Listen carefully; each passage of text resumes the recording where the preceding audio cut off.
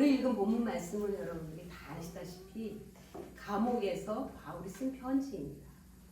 보통 우리가 감옥이라고 하는 것은 사실 자유가 없고 고통스럽고 혼자 있으면 잘 있을 수 있지만 감옥이라는 거 생각하면 더 눌리는 것 같고 더 압박감을 느끼는 그러한 고통의 장소입니다. 근데 우리가 육체적으로 물리적인 감옥도 그렇지만 사실 그러한 눈에 보이는 감옥이 아니지만 이 세상에는 감옥 속에 살아가는 사람이 너무 많습니다. 그는 내면의 감옥입니다. 누가 나를 누르는 사람도 나를 가둬놓는 사람도 없지만 스스로 눌리는 심적인 어떤 영적인 감옥이 있습니다.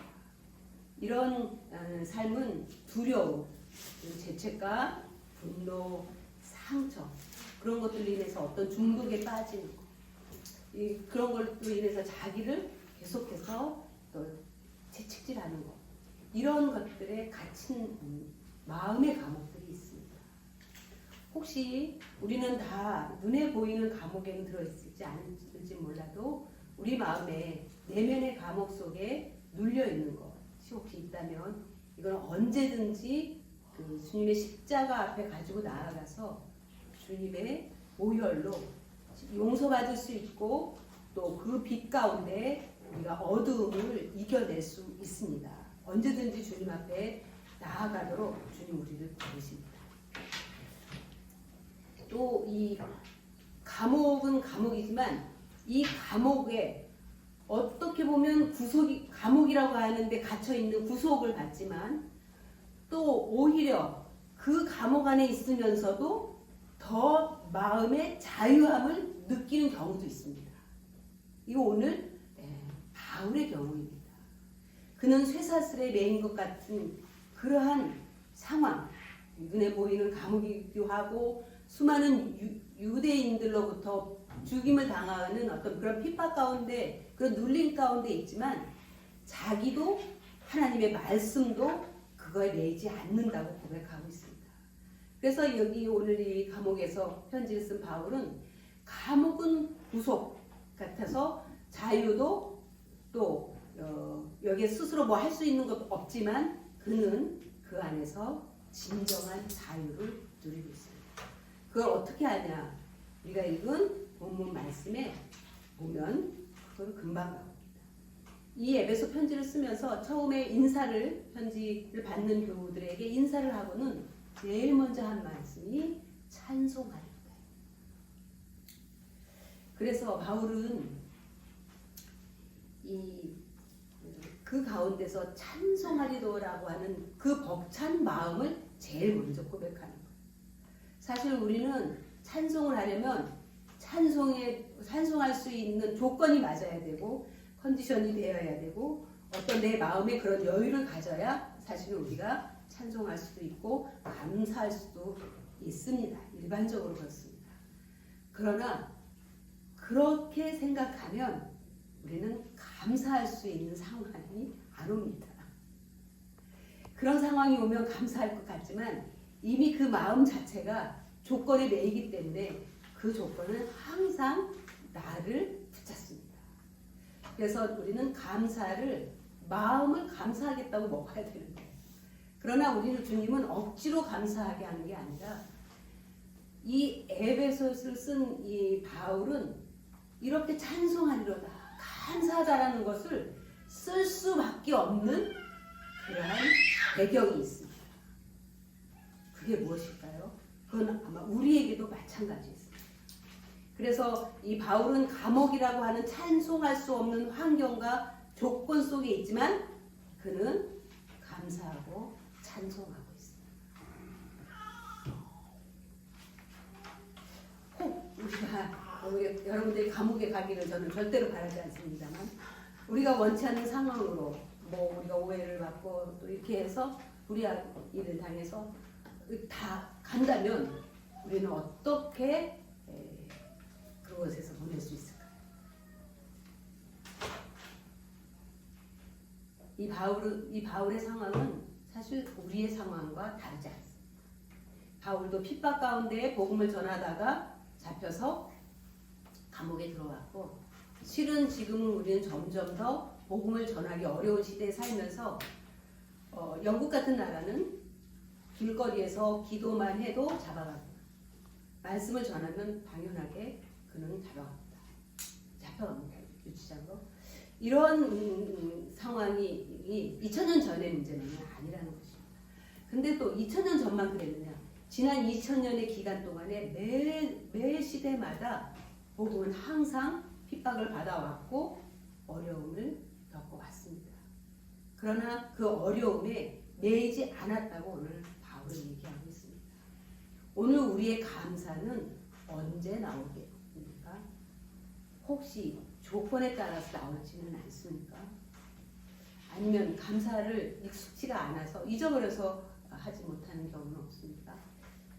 감사할 수 있는 상황보다는 언제든지 내 마음에 감사할 수 있는 마음의 준비를 하는 게 더 중요하다고 생각합니다. 왜 찬송하느냐? 그리스도 안에서 하늘에 속한 모든 신령한 복을 우리에게 주셨기 때문입니다. 여러분 복 받았습니까? 얼마나 많은 복을 받으셨습니까? 표현하실 수 있습니까? 표현할 수 있으면 복이 아니에요. 성경에서 보면. 이거는 우리가 표현할 수 없는 너무나 엄청난 것이어서 우리가 잘 모릅니다. 여러분 만원경을 가지고 멀리 보면 잘 보입니다. 그런데 너무 큰 것을 보면 안 보입니다. 오늘 우리의 감사는 어쩌면 너무 커서 만원경으로 보면 아무것도 안 보이기 때문에 없는 것처럼 느껴질 때가 있습니다. 오늘 우리에게 주시는 이 말씀들을 통해서 우리가 얼마나 많은 복을 받고 있는지, 그거보다 더 중요한 것은 이 복을 주신 아버지는 도대체 우리에 대해서 어떤 생각을 가지고 어떤 계획을 가지고 계신지를 우리가 다 이 시간에 발견하고 그 아버지를 가슴에 품고 우리의 삶을 살아갔으면 좋겠습니다. 바울이 찬송한 이유가 있죠. 아까도 얘기했듯이 우리 하늘에 속한 신령한 복을 우리에게 주셨다는. 그런데 그게 언제 그 복을 우리에게 주셨나요? 여러분 복을 받으셨다고 그랬는데 언제 그 복을 받으셨습니까? 예수님을 믿을 때 받으셨습니까? 오늘 성경에 보면 창세 전에 하나님이 이 우주 만물을 만드시기도 전에, 당연히 우리 인간을 만드시기도 전에고 나를 만드시기도 전에 이미 하나님은 우리에게 하늘의 모든 신령한 복을 이미 우리에게 주셨다고 했습니다. 아멘입니다. 아멘. 네. 그런데 그 복 중에 그 복을 우리에게 주는데 우리를 내가 너에게 복을 주겠다라고 선택하셨다는 것입니다. 여러분 여기에 있는 우리는 모두 다 이 하나님이 복을 주시겠다고 하는 그 복을 위해서 주시기 위해서 우리를 선택하신 자입니다. 아멘입니까? 아멘. 우리는 선택받은 자예요. 네, 아무리 생각해도 내 삶을 돌아보면 내 이 마음을 보면 내 이 성질을 보면 내가 살아가는 모습을 보면 전혀 믿는 사람 같지 않고 잊어버리게 살 때도 많은데 그런데도 나를 선택했다고? 그런데도 나를 여전히 사랑한다고? 그런데도 여전히 나에게 구원을 약속하셨다고? 이렇게 우리는 생각할 수 있습니다. 혹시 그런 생각 안 해보셨어요? 왜 그런 생각 안 해봤어요? 우리는 그런 생각 다 해봤어요. 적어도 우리는 양심이 가졌다고 생각하면서 그런 생각도 해봅니다. 적어도 내가 이런 양심이 있지, 이런 거를 잘했다고 하나님이 받아주실까? 우리 다 어렸을 때 그렇게 생각을 했어요. 그런데 우리가 말씀을 더 깊이 들여다보고 말씀을 읽고 듣고 묵상할수록 아버지의 마음을 알게 되고 하나님의 사랑을 알게 될 때에 나와 아무 관계없이 내가 어떤 행동을 하기도 전에 또 내가 어떤 믿음을 갖기도 전에 내가 선하게 살겠다고 다짐하고 하나님 앞에 울면서 나오기도 전에 하나님은 너를 구원하겠어. 나는 너를 구원하겠다고 선택했어. 라고 정하셨다는 거죠. 여러분 이게 나에게 하신 말씀 맞습니까? 맞습니다. 좀 더 확신을 가질 수 없을까요? 맞습니까? 네. 왜 안 믿어지느냐? 하나님을 나같이 생각하니까 안 믿어지는 거예요. 여러분 하나님은 나와 완전히 차원이 다르다. 여러분 우리 갓난아이가 그 엄마의 마음, 아빠의 마음을 알까요? 전혀 모르죠. 왜요? 자기만 생각해요. 그러나 그 아빠의 엄마의 마음은 이 아이의 생각과 격이 다른 거죠. 차원이 다른 거죠. 그래서 우리는 이제 하나님의 말씀을 그대로 받읍시다. 내가 그거에 대해서 어떻게 해석을 하고 어떻게 받고 뭐 이런 거 경험이 있다 할지라도 이 말씀 자체를 그대로 받아봅시다. 창세전에 내가 만들어지기 전에 내가 그토록 하나님에 대해서 원망하고 하나님을 비방하고 하나님 안 믿겠다고 왜 그러냐고 내가 하나님에 대해서 그 많은 삿대질을 하면서 하나님을 공격했음에도 불구하고 그때에도 나를 구원하기로 작정하시고 나를 사랑하셨다. 이거 아멘입니까? 아멘. 그렇습니다. 이렇게 받아들이고 그게 믿어지기를 위해서 기도하는 거예요. 전제는 이 말씀은 진리입니다. 이 진리가 나에게서 내 것으로 느껴지고 받아들여지고 그리고 내가 그걸 순종하기까지 나에게 역사해 주십시오 라고 우리는 기도하면서 가는 거죠. 그래서 이 말씀은 나에게 주신 하나님이 나에게 주신 말씀이죠. 그런데 내가 생기기도 전에 창세 전에 나를 택하셨는데 왜 택하셨을까? 사랑 안에서 하나님 앞에 내가 완전히 거룩하고 완전하게 흠없게 만드시고 싶으셨어요. 여러분 내가 완전하게 거룩하고 완전하게 흠이 없다는 상황을 한번 상상해 보십시오. 상상이 되십니까? 사실 상상이 잘 안 돼요. 왜냐면 나한테는 그러한 모습이 이만큼도 있는 것 같지 않거든요. 뭐 내가 어떻게 이렇게 감동이 돼서 그런 모습을 보일 수는 있지만 그게 내가 아니라는 걸 알기 때문에 그런 나를 하나님은 거룩하고 내가 너를 흠없게 만들어주겠다. 네가 너를 흠없고 거룩하게 하려고 하지 말아요. 우리가 할 수 없는 걸 하십니다. 주님이 하나님이 하시겠다는 거예요. 그거를 위해서 하나님이 기쁘게 나를 선택했어요. 그래서 예수님을 통해서 나를 그분의 거룩하고 흠없는 아들을 되게 하셨어요. 딸이 되게 하셨어요. 그래서 그런 흠없고 거룩한 하나님의 아들과 딸이 되게 해서 아버지를 마음껏 찬송하게 하기 위해서 우리를 정하셨다는 것입니다. 그런 아버지가 얼마나 나의 찬송을, 나의 감사를 기쁘게 받아주시고 그거를 위해서 나를 만드셨다는 것입니다. 내가 나를 찬송하게 하기 위해서 만들었다고 이사야서 41, 42, 43장에 계속 말씀하는 것처럼 하나님은 정말로 우리의 찬송을 받기를 원하십니다. 근데 거룩한 자녀의 찬송을 받기 원하세요. 어떻게 해요? 예수님을 통해서 내 모든 죄의 값을 다 씻어주시고 우리를 받아주시는 것입니다. 이게 바울은 찬송하는 이유였습니다. 여러분 우리는 이 은혜를 다 똑같이 받았어요. 왜냐하면 그분 우리 아버지시기 때문에 자녀에게 주신 이 은혜는 2000년 전에 에베소 교회나 2000년 전에 바울이나 오늘 현대를 살아가는 우리에게나 똑같은 은혜를 우리는 받고 똑같은 구원을 받았고 똑같은 찬송을 통해서 아버지의 영광을 받으시기를 원하십니다. 우리 11월은 보통 우리가 다 감사의 달이라고 말합니다. 우리가 감사할 이유는 참 많이 있고 때로는 우리는 감사하기 너무 어려워라고 생각되는 상황도 있습니다.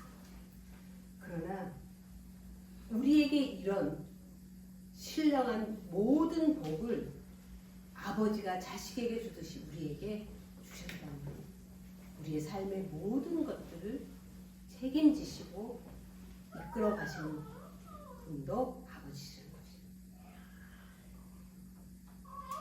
우리의 감사 찬송의 이유가 있는데 이것은 우리의 삶과 행위가 있기도 전에 또 우리의 존재에게 이미 하늘의 벽을 내가 행위가 있기 전이니까 그냥 나라고 하는 존재 하나님의 형상으로 지음받은 나라고 하는 존재에 이미 주신 복이고 그리고 그것을 그리스도 안에서 선택하시고 그리스도 안에서 그 구원을 이루셨기 때문입니다. 이것이 우리가 붙들어야 할 정체성이고 우리가 감사해야 될 이유입니다. 우리가 어떤 고난에 바울과 같이 감옥에 갇히는 이러한 상황에 겪는다 할지라도 우리가 감사할 수 있는 것은 이 은혜와 이 복을 이미 우리가 받고 있는 것입니다. 그리고 이 은혜를 기억하고 오늘을 살아가요. 이 은혜를 주신 하나님은 내가 구하는 모든 것을 이미 너에게 주기로 작정하셨다는 것입니다. 내가 만약에 구원받은 자녀라면 바울은 찬송하라, 기뻐하라, 감사하라고 말합니다. 우리는 모두가 다 구원을 받아야 됩니다. 구원을 받는 과정은 반드시 예수님을 만나야 되고 예수님의 십자가의 보혈로 내 죄가 씻음 받아야 되는 것입니다. 그렇게 내 죄사함과 씻음을 받은 자는 구원을 얻은 자요 하나님의 자녀가 그런 자는 반드시 어떤 상황 속에서라도 찬송하라는 것입니다. 내가 감옥에 있을지라도 찬송하고 가장 낮은 곳에 처했을지라도 찬송하고 높은 곳에 올라갔을지라도 겸손하게 감사하라는 것입니다. 내가 구원받은 하나님의 자녀라면 나는 이미 그리스도 안에서 창세 전에 택함을 받은 사람입니다. 아멘입니까? 아멘. 저는 이 믿음에서 흔들리지 않기를 바랍니다.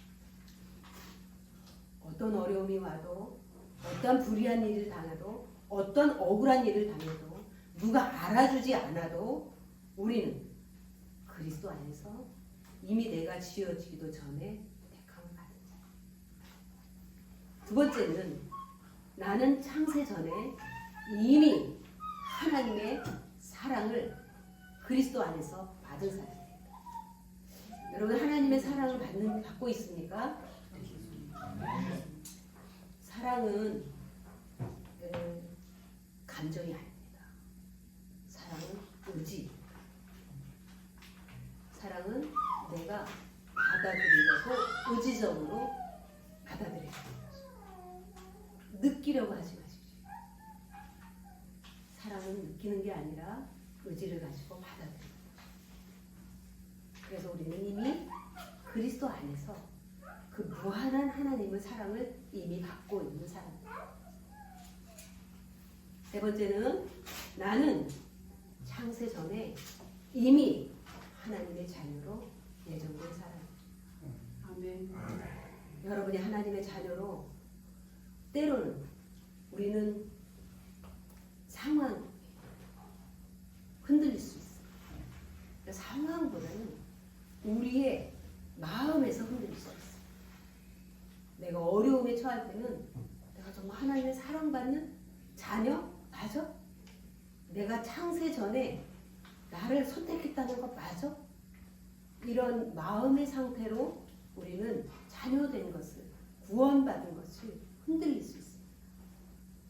그러나 우리의 마음의 감정과 느낌을 의존하지 말라는 것입니다. 우리 이제 중세에 보면 많은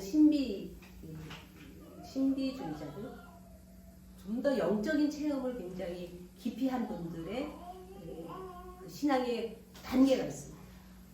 첫 번째 단계는 아주 주님의 십자가의 은혜로 놀라운 구원의 감격 속에 살아가요. 날마다 기쁘고 날마다 은혜롭고 날마다 벅찬 가슴으로 살아가는 단계가 돼요. 그런데 그런 단계는 반드시 그 다음 단계로 넘어가요. 거기에 머무르면 그의 신앙은 자라지 않습니다. 그리고 나중에는 그 감정의 흔들림을 당할 수 있습니다. 두 번째 단계는 도대체 기도를 해도 말씀을 읽어도 하나님을 그렇게 부르짖고 사모해도 내 마음에 그 하나님이 느껴지지 않는다. 하나님의 부재를 느끼는 거예요. 아무런 감각이 받쳐주지 않습니다. 그러면 우리는 그럴 때 기도를 쉬게 됩니다. 말씀 읽는 것도 포기해야 됩니다. 왜냐하면 말씀을 읽어도 안 되니까 더 마음이 힘들어져요. 그러니까 덮어놓습니다. 기도도 쉽니다. 그런데 그때에 하나님은 반드시 나와 함께 계신다. 그리고 하나님은 우리에게 말씀하십니다. 너의 기쁨의 감정을 내려놓을 수 없니? 우리는 하나님을 섬기는 구원의 기쁨의 감격이 있습니다. 그런데 그 기쁨의 감격을 내려놓아요. 그리고 내가 아무것도 느낄 수 없을 때라도 내가 있다는 것을 믿겠니? 내가 널 버리지 않았다는 것을 신뢰할 수 있겠니? 그건 우리에게 가르치고 계십니다. 반드시 그 과정을 겪어야 됩니다. 그래야 우리는 어떤 상황에 가도 흔들리지 않는 믿음으로 주님을 바라볼 수 있습니다. 감정에 의존하는 신앙은 초기에 있어요. 이게 우리를 앞으로 나아가게 하고 주님께 나아가게 만듭니다. 그러나 거기에서 머무르면 그 신앙은 어린아이 같은 신앙으로 나중에는 큰 위기를 낳습니다. 거기에서 지속적으로 하나님의 말씀을 읽으며 더 많은 시간이 지날 때 우리 안에 기쁨도 사라지고 구원의 감격도 사라지고 하나님 내 곁에 없는 부재의 상황을 겪게 됩니다. 그러나 그런다 할지라도 우리는 주님 내 안에 계시고 나와 함께 계신 것을 끝까지 바랍니다. 그렇게 보지 않고 느끼지 않고 믿는 것을 하나님은 우리에게 배우라고 하십니다. 그래서 어려울 때 내 마음에 아무런 감정이 동하지 않아도 우리는 변치 않게 하나님의 말씀과 기도로 나아가는 일상의 삶을 놓치지 않아야 됩니다. 그럴 때에 언젠가 우리는 다시 그 주님을 깊이, 그러나 이전과 같은 그러한 들뜬 마음이 아니라 더 깊은 주님을 체험하되 그 주님의 그 영과 그 마음 속에 들어가는 그러한 체험을 하게 되는 것입니다. 그리고는 어떤 상황에서도 하나님이 맡겨주신 일을 우리는 감당할 수 있게 됩니다. 이 세 단계를 우리는 거쳐야 됩니다. 그래서 저는 이 믿음, 이 우리를 택하시고 이미 창세전에 우리에게 주신 이 신령한 복과 그리고 그리스도 안에서 우리를 흠없게 만드셔서 기어이 우리로부터 찬양을 듣기로 원하시는 그 하나님과의 화목한 교제를 이미 얘기하셨기 때문에 이거를 기억하고 이거를 믿음으로 붙들고 나아간다면 우리는 결코 하나님을 놓치지 않습니다. 오히려 그런 부재 속에서 하나님의 임재를 더 경험할 수 있는 게 두 번째 단계입니다. 저는 여러분들이 영이 더 성숙해가고 더 강해져 가기를 바랍니다. 네 번째는 나는 은혜로 이미 죄사함을 받은 사람. 창세 전에 이미 우리 죄를 다 용서하셨다고. 우리가 예수님을 믿는다고 할 때 이미 창세 전에 하나님은 이미 다 용서하시기로 마음을 작정하셨어. 근데 내가 오늘 그 주 예수님을 인격적으로 중심에 모실 때에 이미 창세전에 이룬 구원이 내 것이 되는 것이죠. 우리는 십자가에서 단번에 우리의 죄를 용서받았습니다. 그리고 단번에 우리는 죽었던 영이 살아남으로 구원함을 받았습니다. 그러나 우리는 매일매일 죄를 짓습니다. 그럴 때에는 목욕한 자에게는 다시 몸을 씻을 이유가 없고 그때는 손과 발을 씻으면 된다고 베드로에게 말씀하신 예수님의 말씀처럼 우리는 그때그때 나의 삶을 돌아보며 지은 죄를 회개하면 십자가로 씻으면 되는 것입니다. 그래서 나는 언제나 죄사함을 받은 사람입니다. 여러분 죄 가운데 있지 마세요. 우리는 언제나 십자가 아래 내려가면 우리는 모든 죄가 씻음을 받습니다. 내가 내일 제일 죄를 지을지라도 오늘 십자가 아래서 모든 죄를 씻습니다. 그래서 이 죄책감과 죄의식과 두려움에서 벗어나라는 것입니다. 이 두려움은 우리의 선택을 흐트러지게 만듭니다. 두려움이 있을 때는 우리는 잘못된 선택을 하게 됐어요. 그래서 언제나 십자가에서 죄사함을 받음으로 마음의 자유함을 기쁨을 잃지 말아요. 모든 것이 다 사라진다 할지라도 네가 받은 구원으로 나의 사랑으로 그 기쁨을 잃어버리지 말라는 거예요. 마지막으로 나는 성령의 인침을 받은 것입니다. 성령님께서 이미 내가 하나님의 자녀가 되었다고 인정해 주셨고 그리고 그러한 상태를 보존해 주신 거죠. 그러한 은혜를 받은 사람. 그러니까 나는 연약하다 할지라도 성령님은 이미 이것을 우리에게 확고하게 확증해 주셨기 때문에 우리는 믿음으로 나아가요. 여러분 제가 왜 이걸 이렇게 강조하냐면 우리가 이 믿음으로 나아갈 때 우리는 무엇이든지 담대하게 도전할 수 있고 나아갈 수 있고 그리고 그 도전과 나아감은 우리의 믿음을 따라서 하나님의 역사를 경험할 수 있게 됩니다. 내가 만약 구원받은 하나님의 자녀라면 바울은 16절에서 19절까지 또 말씀합니다. 첫 번째는 아까 찬송하라 감사하라 기뻐하라라고 했습니다. 내가 만약 구원을 받은 자녀라면 내 마음의 눈을 밝히사 알게 하소서라고 바울은 내가 기쁨으로 기도한다고 했습니다. 우리가 계속해서 간구해야 될 것은 여러분 이제 우리가 얼마나 큰 복을 받았는지 신령한 복을 받았는지 아셨죠? 아셨죠? 근데 그게 어떠한 건지 알아야 되잖아요. 더. 그 내용이 우리가 일상을 살아가면서 그 내용이 어떠한 건지 알아야 되잖아요. 그런데 우리의 눈이 마음의 눈이 열리지 않으면 절대 볼 수 없습니다. 그래서 하나님 내 마음의 눈을 내 영의 눈을 열어주십시오. 마음의 눈, 영의 눈이 어두우면요 현실의 현상만 보게 돼요. 여러분 사람들이 아니 왜 이렇게 저렇게 어리석은 선택을 할까 하는 경우 많지 않으세요? 안 믿는 사람은 꼭 선택을 해도 그렇게 어리석은 것만 선택하는 거예요. 제가 몽골에서 지낼 한국 사람들이 많이 와서 거기 사업을 해요. 근데 너무 어려움을 겪는 거예요. 근데 그 배경을 쭉 보면 꼭 선택을 해도 어려움을 당할 선택을 하는 거예요. 편법이죠. 꼭 편법을 선택. 우리는 절대로 편법을 선택하면 어려운 일 당하는 거 알잖아요. 그러니까 그 일 힘들어도 안 하잖아요. 그런데 우선 당장 그게 좋아버려요. 빨라버려요.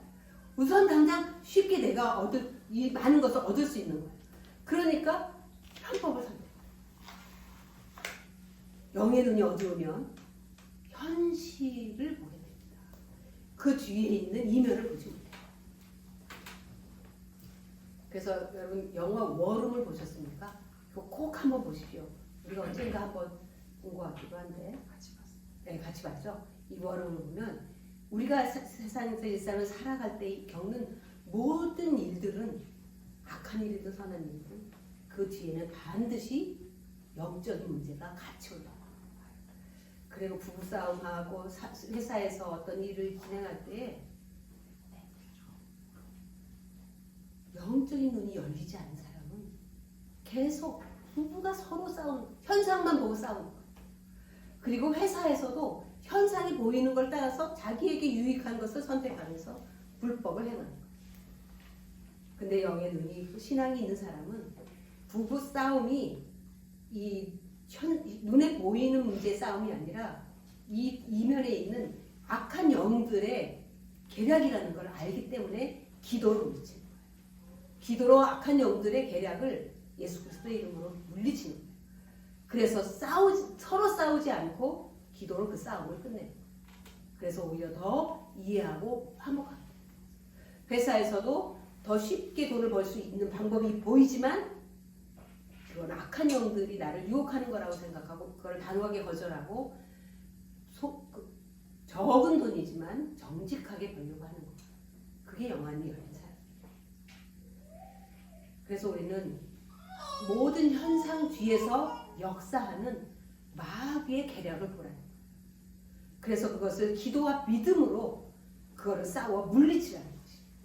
이게 우리가 오늘날 살아가는 우리 그리스도인의 구원받은 자의 싸움의 전쟁의 모습입니다. 그래서 우리가 마음의 눈을 영의 눈이 열려서 알아야 되는 게 세 가지를 바울은 얘기하고 있습니다. 그럼 여기 마음의 눈이 열리고 알게 하소서. 알게 하소서는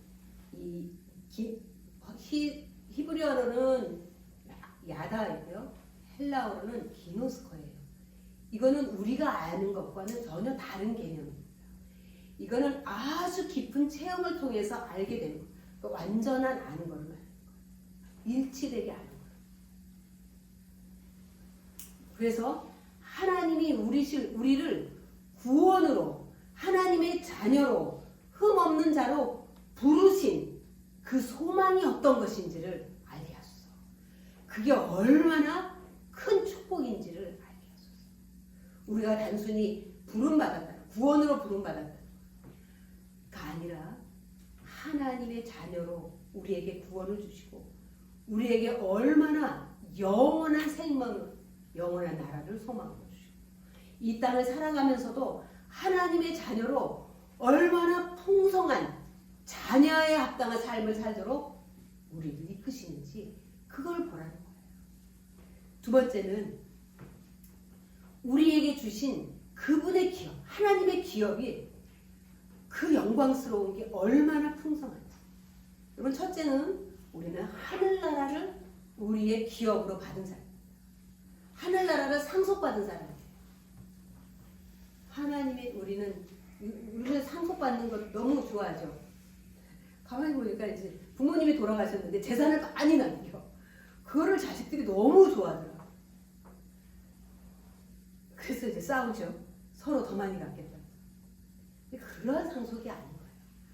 하나님의 나라의 그 모든 것들을 나에게 상속으로 주셔요. 그리고 이 땅에 살아가는 동안에도 그 하늘의 상속은 하늘의 상속으로 끝난 게 아니라 이 땅에 그분의 상속자로 이 땅에서 얼마나 하늘 것을 이 땅에 끌어다가 우리가 풍성하게 살아가도록 하시는지 그거를 알게 하더라고요. 우리가 여기에서 허접하게 이렇게 살아가고 전전긍긍하는 건 이거를 못 보기 때문입니다. 세 번째는 내게 베푸신, 하나님이 내게 베풀어 주신 이 자녀에게 베푸신 그 능력의 그 지극히 크심이 얼마나 놀라운 것인지, 하나님의 능력이 얼마나 큰 건지를. 그러니까 우리는 여러분, 부모가 조금만 재산이 있고 권세가 있어도 다 부모 백으로 별걸 다 합니다.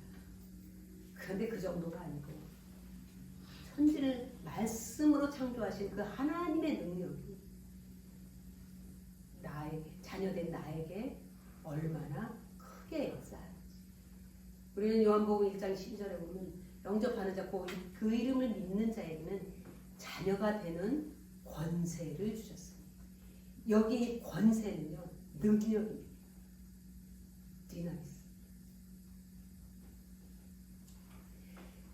그래서 이 사탄을 예수 그리스도의 이름으로 물리칠 수 있는 건 자녀의 권세가 가졌기 때문에. 그럼 우리는 이것을 일상에서 사용해요.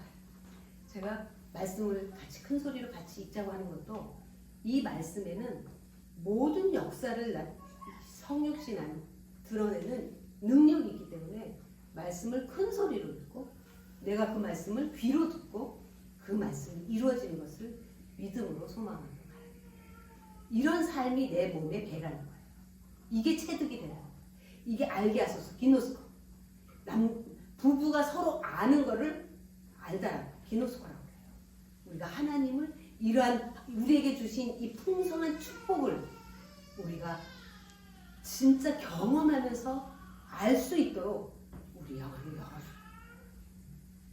그래서 바울은 성도들이 이미 받은 것이 무엇인지 알게 하시기를 기도합니다. 감사. 왜냐하면 모두 다 구원받은 그들에게 이것을 너희들이 안다면 이 세상의 그 핍박과 이 세상의 그렇게 물질적인 궁핍함에 너희가 휘둘리지 않는다. 흔들리지 않는다라고 바울은 말하고 있는 것입니다. 그래서 우리가 항상 기억해야 될 두 가지가 있습니다. 우리는 이 놀라운 축복을 받은 자들이에요. 혹시 좀 감 잡으셨어요? 제가 우리 여러분들에게 말씀드리는 그 복의 규모를 좀 감 잡으셨어요? 그게 내 것이에요. 그런데 우리가 이거를 잃어버려요. 내 것으로 못 만들어요. 뺏겨요. 그래서 뺏기면 안 되겠죠. 아니 이것저것 뺏기면 안 되는 거예요. 여러분 이거 뺏기면 안 돼요. 그쵸? 맞죠? 그거 뺏기지 않으려면 두 가지를 기억해야 돼요. 첫째는 마귀의 정체와 역사를 기억해야 돼요. 에베소서 6장에 가면 이 마귀의 역사를 아주 신랄하게 드러내고 그 마귀와 싸워 이기라고 하는 거예요. 그리고 그 마귀와 싸워서 이기기 위해서 너희가 전신 무장을 하라는 거예요. 왜냐하면 우리에게 주신 이 축복을 마귀가 뺏어가는 거예요. 내가 잃어버리는 게 아니에요. 그들이 내게서 뺏어갈 때 그래 하고 속는 거예요. 그래서 마귀의 정체와 역사를 알아야 돼요. 그래서 요한복음 8장 44절에 예수님이 하신 말씀이에요. 그는 처음부터 살인한 자예요. 여기 어디에 있던 자예요? 에덴 동산에 있던 자예요. 이 마귀. 근데 처음부터 살인한 자. 왜 살인한 자죠? 아담과 하와에게 죽음을 가져왔잖아요. 아담과 하와를 죽게 만들었잖아요. 살인자예요. 그리고 진리가 그 속에 없으므로 진리에 서지 못해요. 마귀는. 그리고 거짓말 할 때마다 제 것으로 말해요. 거짓말을 마귀는 거짓말하는 자예요. 근데 어디서 듣고 거짓말하는 게 아니라 마귀에게서는 자기 안에서 거짓말이 나오는 거예요. 마귀 자체가 거짓의 아비인 거예요. 그래서 이는 그가 거짓말쟁이요 거짓의 아비가 됩니다. 그러니까 이 마귀가 하는 일은 아니야.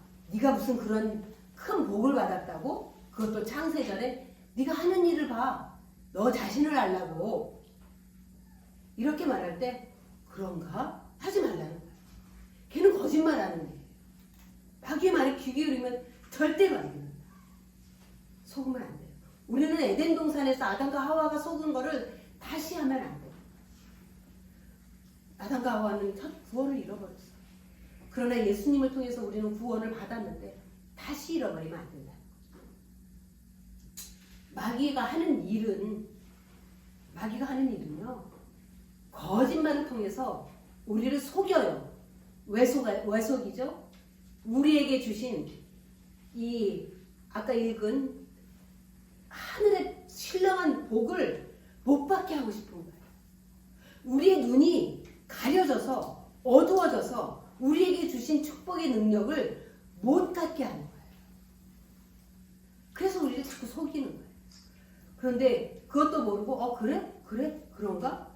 그런가 보네 하고 따라가지 말아요.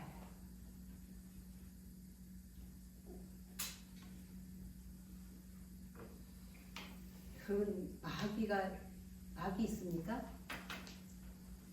마귀 있습니까? 네. 있어요. 있습니다. 지금은 마귀 있다고 안 믿는 사람 많아요.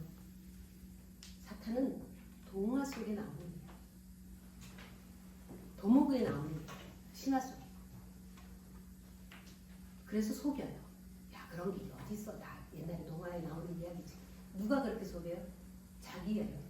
마귀. 자기의 정체가 드러나면 자기가 하는 일에 사람들이 속지 않아요.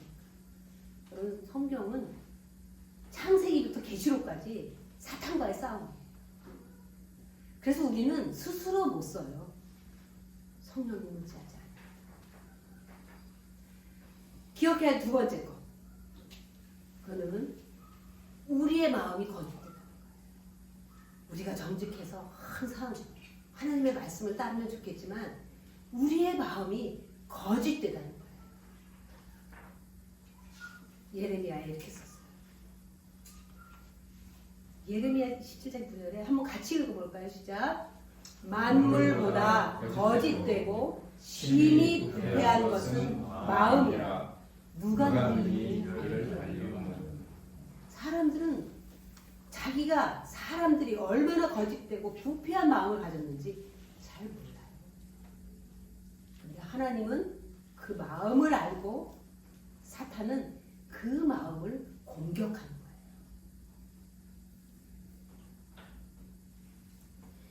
그래서 이러한 부패한 마음을 가지고 있기 때문에 우리는 스스로 속일 수 있다. 스스로 속는 거예요. 사탄도 속지만 스스로도 속아요. 뭐에 속아요? 자기의 경험에 속아요. 그렇게 보니까 안 됐어. 뭐 그런 게 있겠어. 난 그런 거 배운 적 없어. 이러면서 스스로 속아요.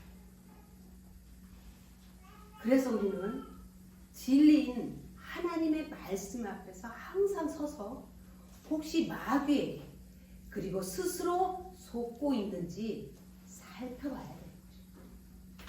내 마음의 생각으로 판단하지 말고 하나님의 말씀으로 항상 내 마음을 돌아봐요. 하나님 말씀 뭐라고 그랬지? 날 용서했다고 그랬지? 아, 하나님 제가 용서받았습니다. 저를 의롭게 여겨주셔서 감사합니다. 항상 이 두려움과 죄책감에서 벗어나요. 내 마음의 거짓과 사탄의 속임에 속지 말아요. 그러면 우리는 하나님이 우리에게 주신 이 복을 누릴 수 있습니다. 나는 바울과 같은 상황 속에서도 찬송할 수 있는가? 찬송할 수 있습니까? 찬송할 수 있다면 그 이유는 뭡니까? 그 배경은 무엇입니까? 전 여러분들이 집에서 이런 한 주간 동안 고민하셔야 된다고 생각합니다. 그래서 그 이유를 정확하게 알고 그 배경이 무엇인지를 내가 정확하게 알아야 마귀에게 속지 않고 나의 거짓된 마음에 속지 않습니다. 혹시 내가 찬송할 수 없다면 그 이유는 무엇이고 배경은 무엇일까? 혹시 우리는 감사하고 찬송하는 것을 조건이 맞아야 된다고 생각한다면 우리는 늘 좋지 않은 우리의 여건 속에서 감사할 수도 찬송할 수도 없습니다. 그래서 우리의 생각을 바꿔야 되는 것입니다. 바울은 감옥에서 쓴 편지의 첫 마디가 찬송하래요. 우리는 어떤 상황에서 첫 마디로 나올 수 있는 게 찬송하리로다니까 스스로 속지 않도록 해야 될 것입니다.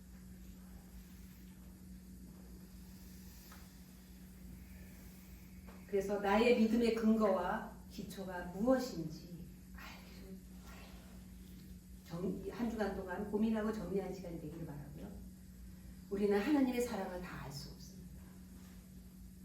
자식은 부모의 사랑을 다 헤아릴 수 없습니다. 부모가 우리를 어떻게 사랑하는지, 우리를 위해서 무엇을 계획하고 무슨 생각을 하고 계시는지, 우리를 위해서 무엇을 준비해 놓으셨는지, 뭐 이런 것들 우리는 다 알 수 없습니다. 그러나 부모는 우리가 태어나기 전부터 우리에 대해서 이런 것들을 생각하고 우리를 낳으셨습니다. 그들의 형편과 상황이 여의치 않아서 우리가 이거를 다 알 수 없지만 그분의 마음들은 하나 같은 이러한 사랑으로 우리를 지금까지 양육했습니다. 그러나 우리의 진정한 아버지, 우리의 부모와 같지 않은 전능하신 그 능력과 지혜로 우리를 만드시고, 그리고 그 전능하신 능력과 힘으로 이 모든 일들을 우리에게 이루어 주실 수 있는 그분은 우리에게 하신 이 약속, 그걸 다 이루실 것입니다. 다만 아버지를 신뢰하고, 아버지를 신뢰하고, 아버지의 말씀 이전에 이 말씀을 하신 아버지에 대한 신뢰, 아버지의 마음을 알려고 하고, 그리고 나서 그분의 말씀, 그 아버지의 그 사랑과 나를 향한 그 극진한 그 마음으로 나에게 하신 그 말씀이라면 내가 믿고 기쁨으로 순종하겠습니다 하며, 그 우리에게 준비하신 그 모든 복을 누리며 살 수 있는 우리가 다 될 수 있기를 축복합니다. 기도하시겠습니다. 하나님, 우리 하나님의 말씀을 많이 듣고 배우고 기억합니다. 그런데 정작 그 말씀을 하신 우리 아버지의 마음을 헤아리는 데에는 우리는 정작 잘 못합니다. 우리가 아버지의 마음을 다 알지 못한다면 그 하신 말씀도 다 이해하지 못할 것입니다. 오늘 우리를 위해서 창세 전에 그 하늘의 모든 그 신령한 복들을 예수 그리스도를 통해서 우리에게 주셨다고 하는 이 진리의 말씀이, 이 말씀에 얼마나 아버지의 사랑과 우리를 향한 그 축복을 담고 있는지 깨닫습니다. 주님, 우리의 눈을 열어서 하나님 우리에게 주신 이 놀라운 축복과 이 능력들을 우리가 이 땅에 살아가는 동안, 그리고 영원한 천국에 들어가서도 우리가 영원토록 누리는 주님의 자녀들 되게 하여 주옵소서. 예수님의 이름으로 기도합니다. 아멘.